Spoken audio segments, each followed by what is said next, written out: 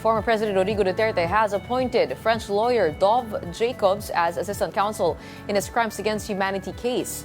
Jacobs, with 15 years of experience in international law, has worked on high-profile ICC cases, including those of Laurent Gbagbo and Mahamat Said.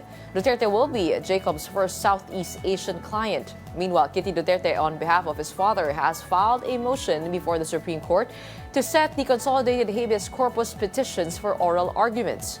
Earlier, Kitty, along with Duterte's sons, Davao City Mayor Sebastian and Davao City 1st District Representative Paulo, filed habeas corpus petitions seeking their father's release from the ICC. And for more details on that, we have Mon Gualvez, who joins us live still from The Hague in Netherlands. Magandang umaga sa'yo. What do we know about Dov Jacobs?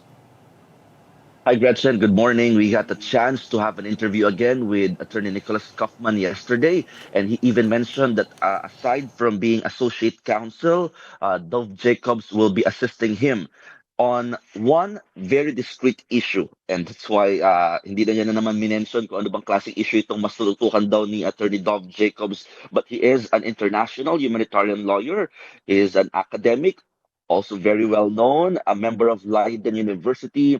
He lectures there, in which people in The Hague, according to Attorney Kaufman, know Attorney Jacobs very, very well. And he's also a proponent of one of the issues which is central to the case. So, kumbaga, a big shot lawyer na talagang very helpful daw sa kaso ni dating Pangulong Rodrigo Duterte dito sa pagharap niya sa International Criminal Court. Again, si Attorney Kaufman is very, very limited in whenever magbibigay siya ng mga statement, no? Pero yun nga, ang sinasabi lang niya dito, makakatulong daw itong si Attorney Dov Jacobs dito nga sa kaso together with the other three international lawyers with their team. Gretchen. Merong pinag-uusapan si Attorney Nicholas Kaufman tungkol dun sa limiting the IDs submitted by victims in this the case. Do you know more about that? Yes, actually, ang mas concern niya talaga dito is about the respect, no, respecting everybody's right to be heard.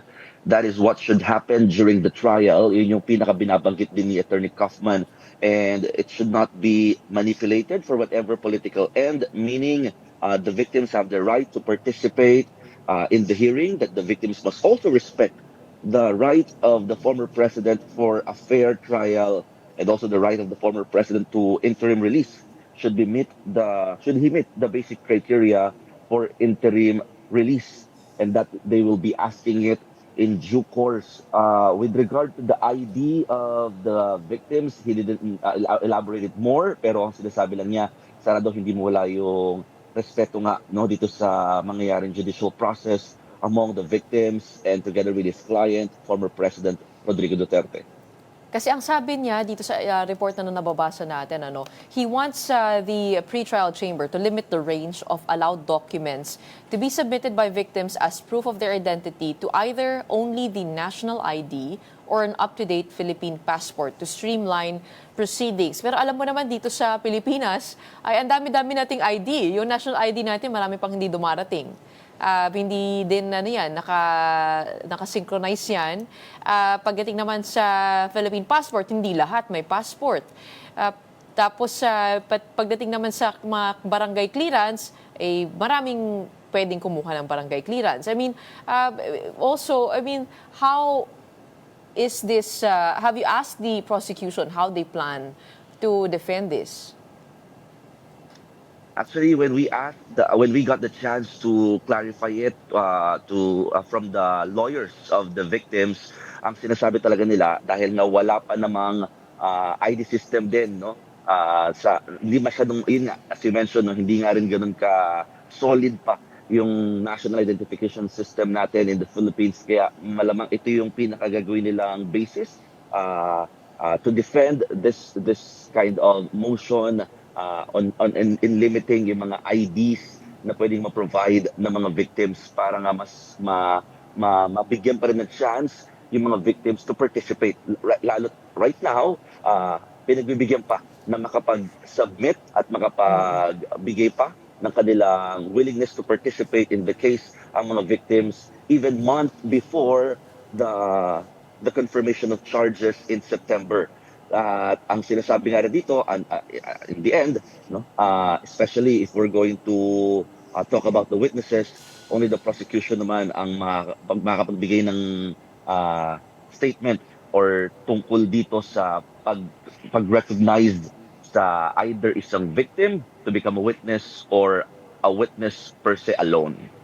Ang kadahilanan na ng defense ay the insufficiently verified identity documents could lead to misidentification, double counting, and the inclusion of false victims. That's why they're concerned about this. But the third ID, actually, if wala yung national ID, wala yung passport, SSS naman. And hindi alam natin nga, yun nga, na hindi lahat meron dito sa Pilipinas ng mga ID na yun. So I guess this debate is also worth looking into. But there was also some comments about the legal representation of the victims. Did you get to ask both defense and prosecution about that? Legal representation of the victims, wala pa. Pero ang sinasabi naman sa atin ng lawyers nga ng victims, talagang this time medyo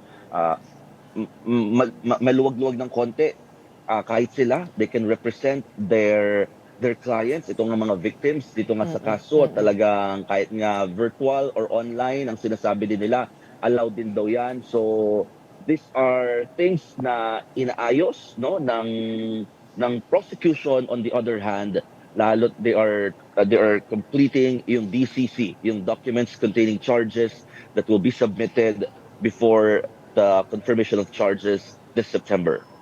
It seems that the defense is asking for the victims to be backed first by the ICC's Office of Public Counsel for Victims dahil daw pag maraming mga lawyer na nag-represent, it could be encumbering towards the defense dahil ang dami nilang sasagutin from multiple lawyers from many victims. So they're asking one office to represent them temporarily while they have their actual counsel with them.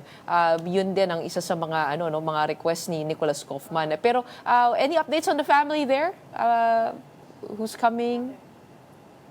Yeah, Who visited in yesterday? terms of the family, Gretchen, yesterday, we saw again yung mag-ina, sina Hanilet Avancenia and Veronica Kitty Duterte. And Kitty mentioned that she will be celebrating her birthday here in The Hague. Birthday kasi niya bukas, if I'm not mistaken, April 10. Yan. So after their visit to her father sa detention center, dito na lang din daw sila magse-celebrate ng kanyang birthday. They will be requesting additional time for the visit kasi pwede naman na pagbibigyan naman ng ICC detention center personnel itong mga ganitong classic requests if it's valid. At the same time, nagsalita ang mag-ina na talagang the president himself actually kumbaga pinatawad na daw niya, at pinapasa Diyos na lamang daw niya. Those are the exact words of Hanilet when we ask about what's the former President Duterte's reaction sa kanyang mga possible na nasa likod nito, because they keep on saying na nagkaroon daw ng quote-unquote politika dito sa pagpapadala sa kanya dito sa The Hague to face the case crimes against humanity in the International Criminal Court. So far, right now, medyo nakakapag-adjust na rin daw si former president in terms of the food that he eats inside at saka sa weather. Pero naninibago ng konti, pero yun nga, nakakapag-adjust na daw. Lalo on Friday, it will be a month after na madala na nga dito si former President Duterte sa The Hague. And that is the deadline for the submission of documents or the response from the defense. And we will be staying tuned to that. The birthday, of course, of Kitty tomorrow and that deadline. In the meantime, maraming salamat, Mon Gualvez, for being our man of valor.